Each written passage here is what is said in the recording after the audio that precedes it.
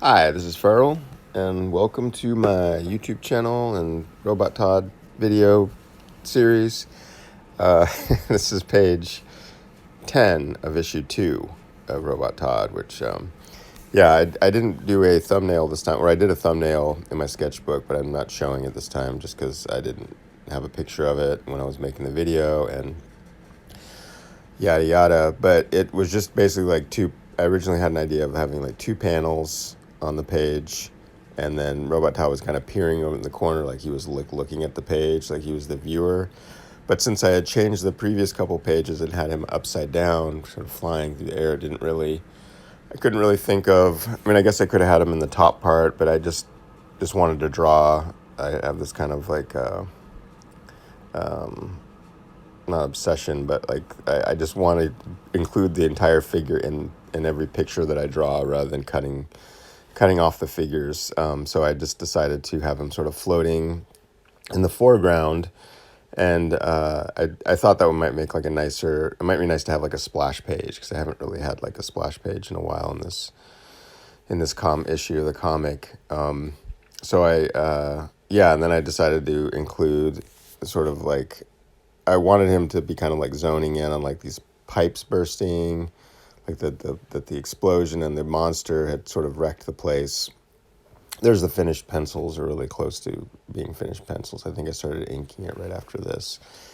So I decided to include all the characters in there. Rather, I originally thought like, oh, I'll do like kind of like a cutaway view of like where they're at. So it's sort of like that. It's like sort of like an expanded view, but I wanted also to bring all the characters there, and then he also sees like the fox who just disappeared, sort of showing him the way out. Like it knows that these pipes are going to burst, and then it kind of follows a certain path that you can get out of like that's sort of the fox's job, is to be the guide for the characters, and show them, where to go next. Like previous issues or previous pages, I pretty much just inked the lettering with one of these Faber-Castell Pitt pens. And then when I'm done with that, or as I'm doing that, I start to ink the main characters, at least, with the pen. There's all the inks, pretty much all the inks there, with the fox and fern, and looks like I had to do the wizard there too. And the lettering, and then I went in with a brush here. You can see I'm using the Raphaël 8404.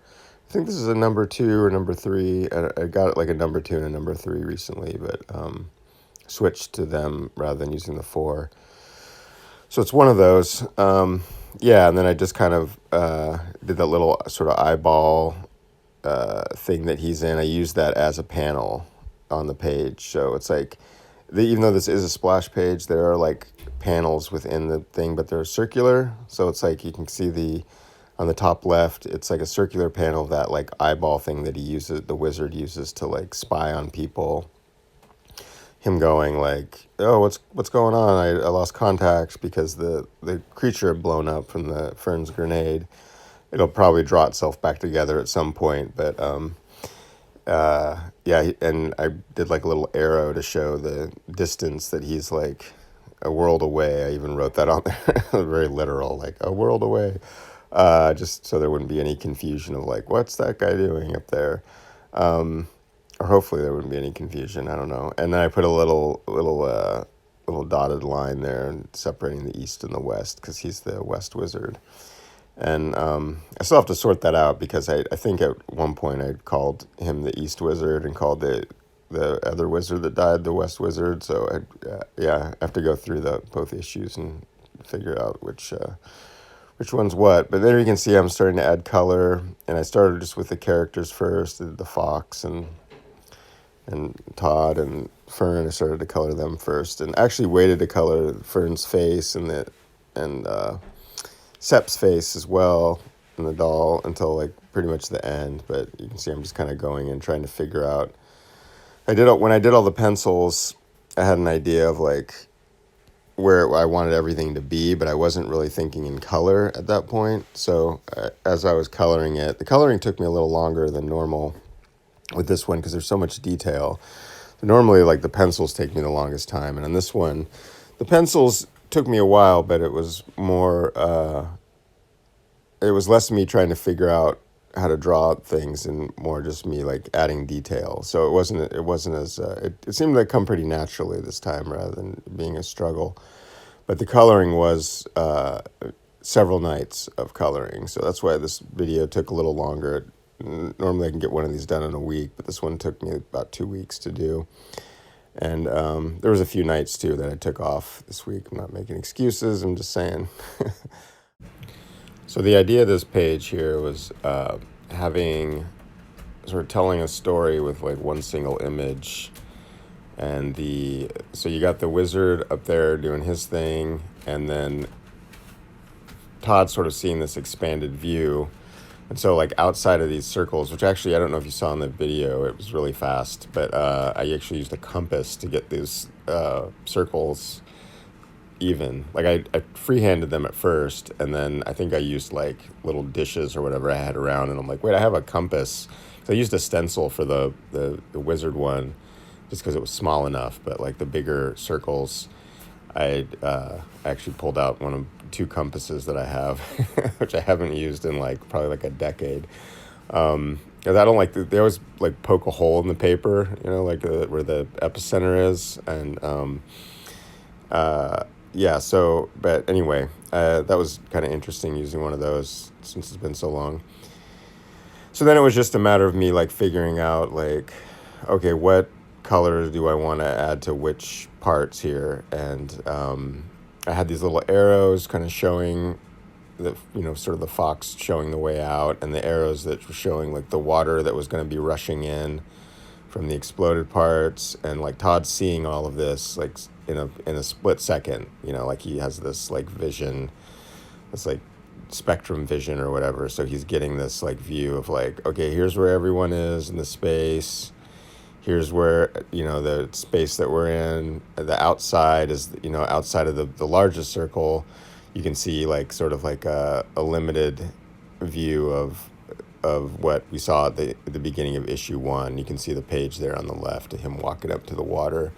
I was using as reference for the color, and there I'm using one of the first pages of issue 1, sort of reference to the landscapes, because I wanted the exploded wizard tower in the background to be like, it was sort of like I wouldn't say accident, but it was sort of like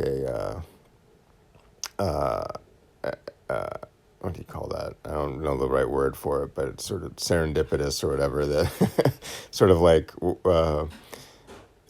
the circular panel of the wizard overlaid the smoke from the wizard's tower.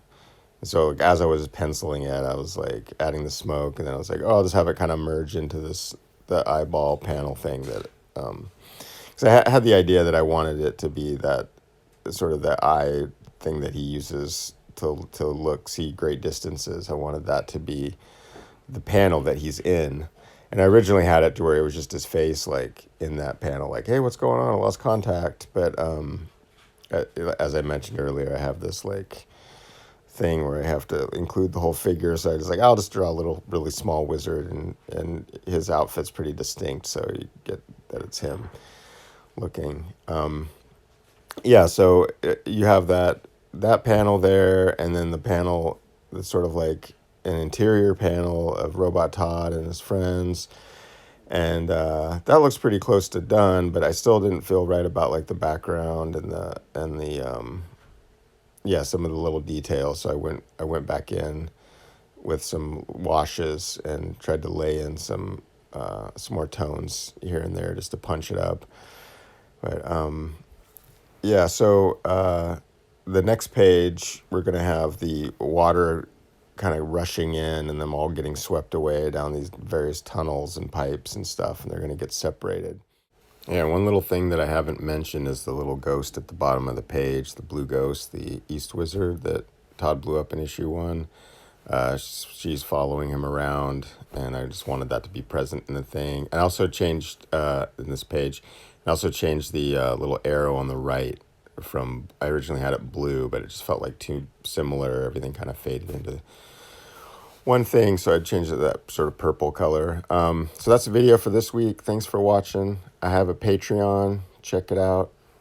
I'll see you soon. Bye.